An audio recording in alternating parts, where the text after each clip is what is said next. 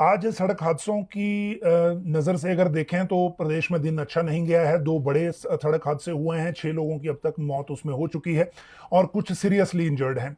और इसके अलावा जो बाकी घटनाक्रम है, उस घटनाक्रम के मुताबिक कुछ बड़े फैसले आज एजुकेशन मिनिस्टर ने जो रिव्यू मीटिंग एक एजुकेशन का आज बैठक ली थी। और उस एजुकेशन की बैठक में कुछ इनफॉर्मल या कुछ फॉर्मल डिसीजन हुए हैं, इसीलिए आज के जो बुलेटिन पॉइंट्स हैं उसमें आपको एजुकेशन के मैटर ज़्यादा दिख रहे होंगे। एचआरटीसी कर्मचारियों की सैलरी को लेकर एक अल्टीमेटम था, उसके कारण जो एडमिनिस्ट्रेशन ने कुछ फैसला लिया है वो भी एक अच्छा है। सैलरी को लेकर जो नई डेडलाइन है उसकी बात आज करेंगे, और जो इनकी अपनी गेट मीटिंग थी वो क्यों फिर पोस्टपोन हो गई, वो सारी चीज़ें आपको बताएंगे। साथ में बात करेंगे टीचर भर्ती की। देखिए, बैच वाइज भर्तियां शुरू होने वाली हैं। नवंबर का महीना जैसे ही ये शुरू हुआ है, इसमें शेड्यूल सभी भर्तियों का, चाहे टीजीटी, जेबीटी, सीएनबी, ये सभी शेड्यूल ऑलरेडी दिया हुआ है। और इसी शेड्यूल के मुताबिक आज आपको ये बताएंगे कि जिन्होंने इन भर्ती परीक्षाओं में खुद को काउंसलिंग में शामिल होना है उनको किन किन चीज़ों का ध्यान रखना है, और उनके लिए जो अलर्ट है वो किस तरह का है। मतलब जो प्रेपरेशन है उस भर्ती को लेकर, डॉक्यूमेंटेशन वगैरह की, वो किस तरह से होगी, और जो काउंसलिंग है वो क्यों इस बार केवल गृह जिला का फॉर्मेट पे ही ली गई है। इसके अलावा जो बाकी चीज़ें चल रही हैं उसमें देखें तो कुछ और अधिकारी इलेक्शन ड्यूटी पे गए हैं। इसी वजह से आज जो इलेक्शन ड्यूटी की वजह से आज कुछ एडिशनल चार्ज दिए गए हैं। एलिमेंट्री को नया डायरेक्टर मिल गया है, और जो सेक्रेटरी पावर या बिजली बोर्ड के चेयरमैन है वो ऑर्डर कल रात को हो गया था। शास्त्रीय भर्ती नियम बीआरसीसी की जो एड जारी हुई थी भर्ती की, उसमें एक संशोधन हो रहा है, वो बताएंगे आपको। शास्त्रीय भर्ती नियम क्या बदले जा रहे हैं या नहीं, ये भी एक महत्वपूर्ण अपडेट है। लोग इंतजार कर रहे हैं कि शास्त्री से भेदभाव हो गया। पदनाम जो है वो टीजीटी जो हिंदी और संस्कृत है उनके हाथ से वापस जा सकता है। आज रिव्यू मीटिंग में क्या डिस्कशन हुआ है और क्या शिक्षा मंत्री ने कहा है वो बताएंगे। लेफ्ट आउट प्रिंसिपल को लेकर एक अच्छी खबर है। पीटीए शिक्षकों को लेकर एक ब्रेकिंग न्यूज आपको देंगे। कॉलेज में नए एपी की नियुक्ति जो 3 सब्जेक्ट्स में होनी है, 100 के आसपास हैं, उनका क्या होगा। अमृतसर से शिमला फ्लाइट लेट क्यों हुई कल, क्योंकि 1 नवंबर को इसको आना था। और राशन कार्ड ई केवाईसी की नई डेडलाइन आ गई है। एचपीयू रिजल्ट की वजह से नौकरी हाथ से जा सकती है, ये कौन सी कैटेगरी है वो बताएंगे। नीति आयोग आएगा, और ये इलेक्ट्रिक चार्जिंग स्टेशन को लेकर बात है। जयराम ठाकुर ने एक बड़ा आरोप लगाया है। और सबसे पहले जो 2 सड़क हादसे हिमाचल में हुए हैं, देखिए, एक जो हादसा वो मंडी की कोटली सड़क पे हुआ है, और ये जो हादसा है ये 7 लोग इसमें घायल हुए हैं, 4 की मौत हो गई है। ट्रैक्स जीप जो है कोटली की तरफ ही आ रही थी, 3 किलोमीटर पहले ये खाई में चली गई। 4 लोगों की मौत हो गई है, 3 महिलाएं और एक व्यक्ति शामिल है जो जिसमें जिनकी डेथ हुई है, और बाकी लोग घायल हैं। और इस ट्रैक्स जो जीप है इसकी हालत काफ़ी ख़राब है। खबर लिखे जाने तक जो बाकी मृतक हैं उनकी पहचान अभी नहीं हो सकी थी। जहां तक बात दूसरे एक्सीडेंट की है तो वो कल रात का मामला है घुमारवीं का, और इसमें 2 लोगों की मौत हुई है। ये टिक्कर गांव के सोई में जो देर रात ये गहरी खाई में कार पलट गई थी। रात को पता नहीं चला, घर वाले ढूंढते रहे, लेकिन सुबह जब देखा तो 2 इसमें डेड थे। सरवण कुमार 62 ईयर और श्याम सुंदर 60 ईयर। ये बाकी जो घायल हैं वो पीजीआई रेफर किए गए हैं, और इनको लेकर इनकी जो रिकवरी है वो सुबह हो पाई है। अदरवाइज ये रात को मिले ही नहीं थे, क्योंकि जिस स्थान से ये गिरे वहां रात को लोकेशन ही ट्रेस नहीं हो पाई थी। दूसरी अगर बात करें तो कुल्लू दशहरे में भी एक संदिग्ध जो मौत हुई है, वैसे इसको मर्डर माना जा रहा है। वजह यह है कि ये गड़सा घाटी के सिया गांव का एक युवक था। ये देवता जमदग्नि के साथ दशहरा उत्सव के लिए आया था, घर नहीं लौटा। मंगलवार रात को 9 बजे ये सड़क किनारे गिरा हुआ मिला। सिविल अस्पताल तेगू बेहड़ ले जाया गया इसको, और वहां 11 बजे मृत घोषित कर दिया। लेकिन सिर पर और टांग में इसको चोटें हैं, तो इसका मतलब कोई मारपीट का अंदेशा है इसमें, इसीलिए इसको मर्डर माना जा रहा है। तो ये तो इंसिडेंट है जो घटनाएं हमारे सामने कुछ आई हैं। अब बात करते हैं कि जो जयराम ठाकुर ने क्या आरोप लगाया है। देखिए, ये बड़ा महत्वपूर्ण है। वजह यह है कि नेता प्रतिपक्ष ने हालांकि प्रेस नोट के जरिए यह आरोप लगाया है, और इसमें यह कहा है कि राज्य सरकार ने जो प्रभावितों को, जो राहत शिविरों में टेंटों में रह रहे थे, उनको लेकर शहरों में और गांवों में किराए पर जो मकान देने की नीति का अनाउंसमेंट की थी, उसमें किसी को लाभ नहीं हुआ, किसी को वो फायदा दिया नहीं गया, और ये सिर्फ एक हवाई घोषणा साबित हुई। और जो बेघर लोग हैं वो अब भी तंबुओं और शिविरों में रह रहे हैं। इनको किराया कब मिलेगा, कब इनको मकान मिलेगा, 3 महीने हो गए इसको कहे हुए भी। और जो जमीन पर कोई योजना आपदा प्रभावितों से संबंधित सरकार की नहीं उतरी है। हालांकि जो आंशिक नुकसान पर 1 लाख और जो पूरी तरह मकान के तबाह होने पर जो 7 लाख रुपए मिलने हैं, उसमें से 3 लाख की किस्त 3 जिलों में डीबीटी के माध्यम से मुख्यमंत्री ही जो जो अपने आप उसमें शिफ्ट करवा चुके हैं, जो डीबीटी के माध्यम से गई थी। अगली बात अगर करें तो वो अगला जो मामला है ये है नीति आयोग का। कल नीति आयोग की टीम हिमाचल आएगी, और ये परसों आएगी रादर, कल क्योंकि ये अखबार की लैंग्वेज है। आज जो अखबार छपेगी उसमें कल होगा, तो परसों आएगी। और इसमें चार्जिंग स्टेशन का जो नेटवर्क स्थापित करने के लिए नीति आयोग मार्गदर्शन करेगा। 2 दिवसीय दौरा है इनका, और सारी तैयारियां परिवहन विभाग, एचआरटीसी और बिजली बोर्ड के साथ मिलकर ये हो गई है। और इसके बाद क्योंकि राज्य सरकार को ऐसा लग रहा है कि ये अगर पसंद आया तरीका जो नीति आयोग को भी, तो इसमें फंडिंग को लेकर भी कोई बात हो सकती है, फंडिंग को लेकर भी कोई फैसला, भारत सरकार से कोई मदद इसमें मिल सकती है। लेकिन हिमाचल में जो इलेक्ट्रिक गाड़ियां हैं उनकी लगातार संख्या बढ़ रही है। अभी तक 2502 हैं, और सितंबर महीने में 79 गाड़ियां शामिल हुई हैं इसमें। और इसमें हालांकि सबसे ज्यादा 1896 मोटरसाइकिल और स्कूटर यानी कि 2 व्हीलर हैं। तो मोटर कार जो हैं उसमें 174 हैं, इलेक्ट्रिक बसें 87 हैं, इसमें मैक्सिमम सरकारी हैं, बाकी अन्य इलेक्ट्रिक वाहन हैं। तो इस मामले में जो भी आगे अपडेट होगी, नीति आयोग किस तरह से इसमें मदद कर पाएगा, उसकी बात हम आपको आगे बताएंगे। एचपीयू के रिजल्ट को लेकर मैं बात करूं तो ये जो पोस्ट ग्रेजुएशन पीजी के चौथे सेमेस्टर का रिजल्ट है उसको लेकर बात हो रही है, और ये वो लोग कर रहे हैं जिन्होंने ये एग्जाम दिया है।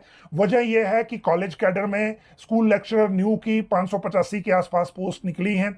इनके लिए जो आवेदन भरने की तिथि जो है 13 नवंबर 2023 है, और 13 नवंबर से पहले अगर रिजल्ट नहीं निकला तो ये आवेदन नहीं कर सकते, क्योंकि बीएड के साथ एमए, एमएससी या एमकॉम चाहिए।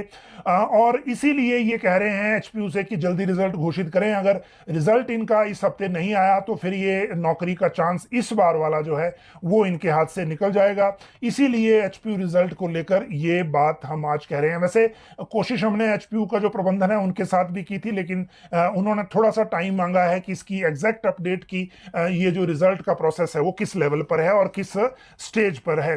अगली अगर बात करें तो वो राशन कार्ड की ई केवाईसी का मामला है।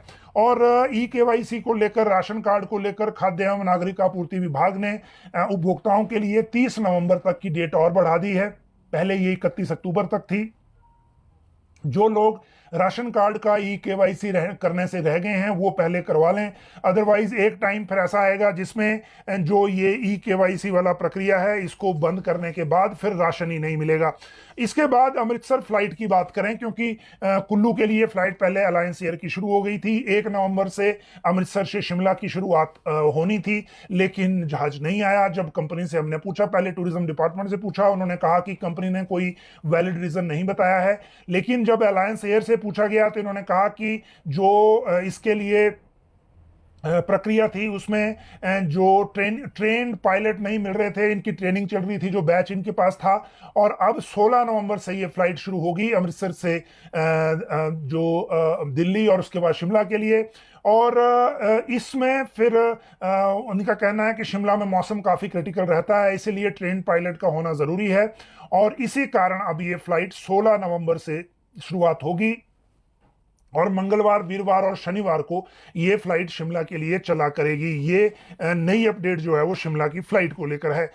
नए एपी की नियुक्ति की अगर मैं बात करूं तो उसको लेकर बॉटनी, जूलॉजी और कॉमर्स में अभी लोक सेवा आयोग से रिजल्ट आया है, और इसमें 100 के आसपास ये नए एपीज हैं, इनकी नियुक्ति होनी है। आज ये फाइल, क्योंकि शिक्षा मंत्री आज किन्नौर दौरे के बाद आने के बाद सचिवालय में थे, इन्होंने एजुकेशन का रिव्यू मीटिंग भी लिया। इसी के साथ स्टेशन लगाने के साथ ये फाइल मूव हो गई है। मुख्यमंत्री से इसमें अप्रूवल होगा, और ये अप्रूवल ऑनलाइन भी हो सकता है, और उसके बाद ही ये नियुक्ति जो है आगे होगी, और उसी में अब इसका इंतजार करना पड़ेगा। लेकिन आप ये कहिए कि इसका प्रोसेस शुरू हो गया है।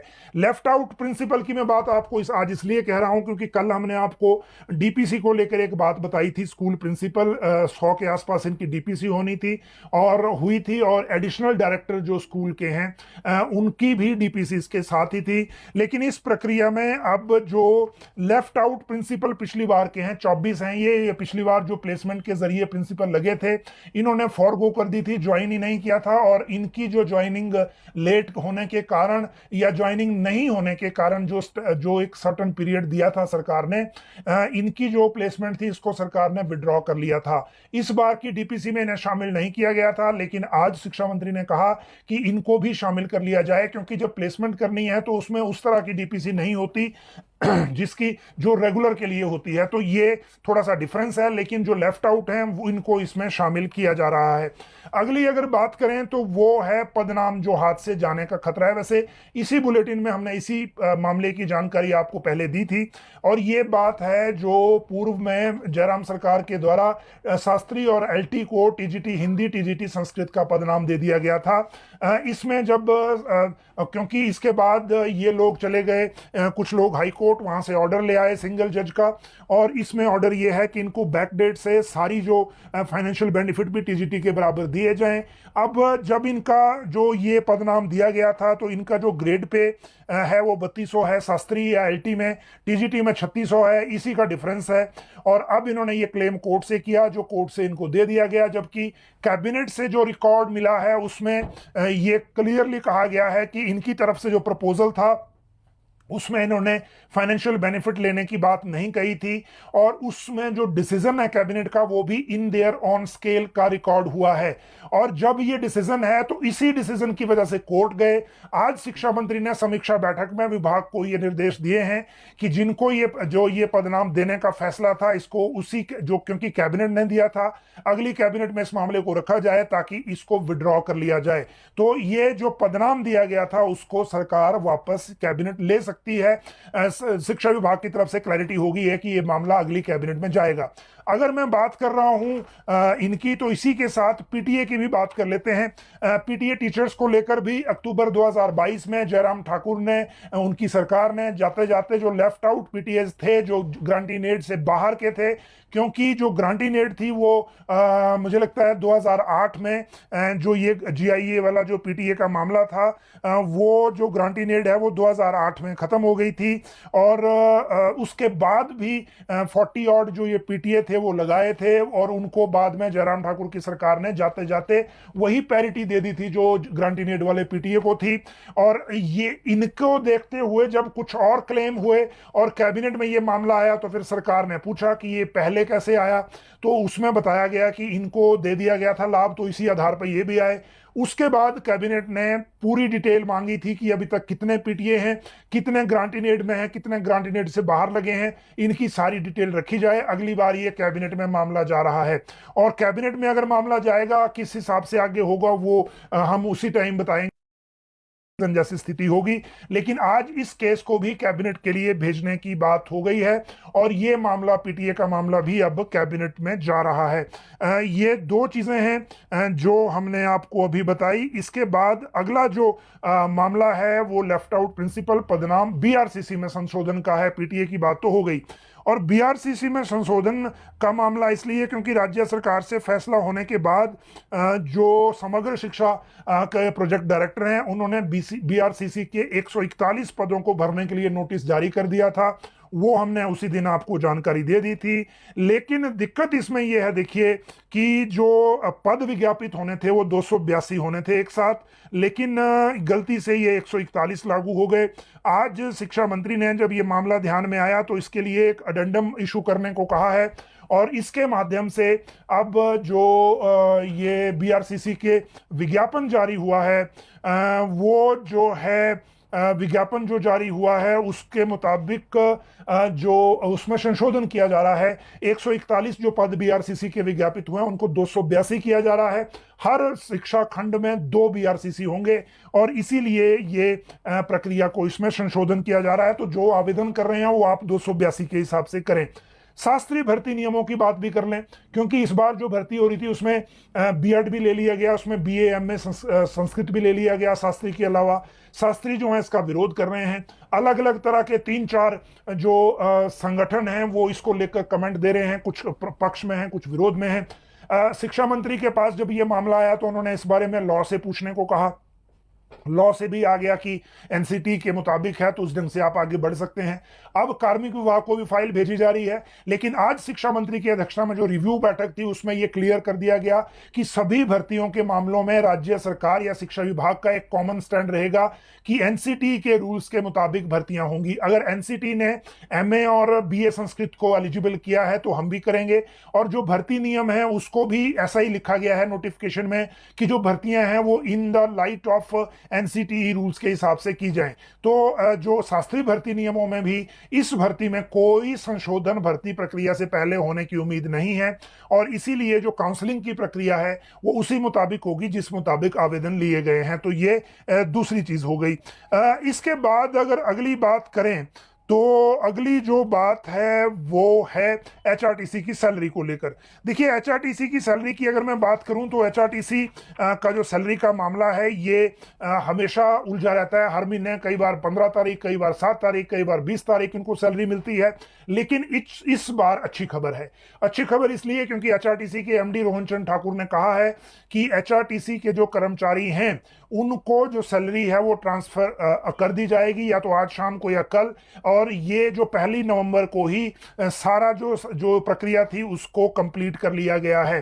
तो एचआरटीसी में जो अब सैलरी है वो सुनिश्चित हो जाएगी, 1 तारीख के हिसाब से सर्कल बन जाएगा। और इसी कारण जो जेसीसी है उन्होंने गेट मीटिंग को टाल दिया है और सैलरी नहीं मिलेगी, उसके बाद ही अगली बैठक करेंगे, जेसीसी की ऐसा कहा है।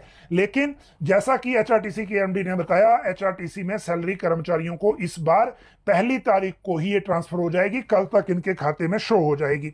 अगली बात करें तो वो 4 पोस्ट कोड, क्योंकि पेंडिंग भर्ती या पेंडिंग भर्ती नियमों, पेंडिंग भर्तियों को लेकर एक बहुत इंपॉर्टेंट मैटर आगे चल रहा है। वैसे आज इंटर डिस्ट्रिक्ट ट्रांसफर और जो बीएड वो इशू है, और साथ में जो जेओए लाइब्रेरी के बहुत सारे कमेंट आ रहे हैं, तो इनको भी आज हम एड्रेस करेंगे इस बुलेटिन में ही लास्ट में। लेकिन जहां तक बात है 4 पोस्ट कोड की, OTA Ayurvedic pharmacist, junior auditor और जेओए अकाउंट्स की, इन भर्तियों को लेकर बड़ी जल्दी प्रोसेस जो है वो शुरू हो जाएगा। वैसे लोक सेवा आयोग को राज्य सरकार से आ गया था। जो इनके जो चेयरमैन हैं इन्होंने सेक्रेटरी लोक सेवा आयोग को कहा है कि वो शेड्यूल इसका बनाएं। वैसे आप देखिए दिसंबर तक लोक सेवा आयोग का जो फॉर्मेट है वो बिजी है, और जो एग्जाम होंगे वो नए साल में ही अब होंगे, लेकिन इससे पहले शेड्यूल अनाउंस हो जाएगा। और जिस तरह से ये अपने शेड्यूल के हिसाब से बना रहे हैं, क्योंकि दिसंबर में जो कॉलेज कैडर का भर्ती है वो एचआरटीसी कंडक्टर 10 दिसंबर, इस तरह की भर्तियों का शेड्यूल आ चुका है। कुछ मेंस के एग्जाम है एचएएस के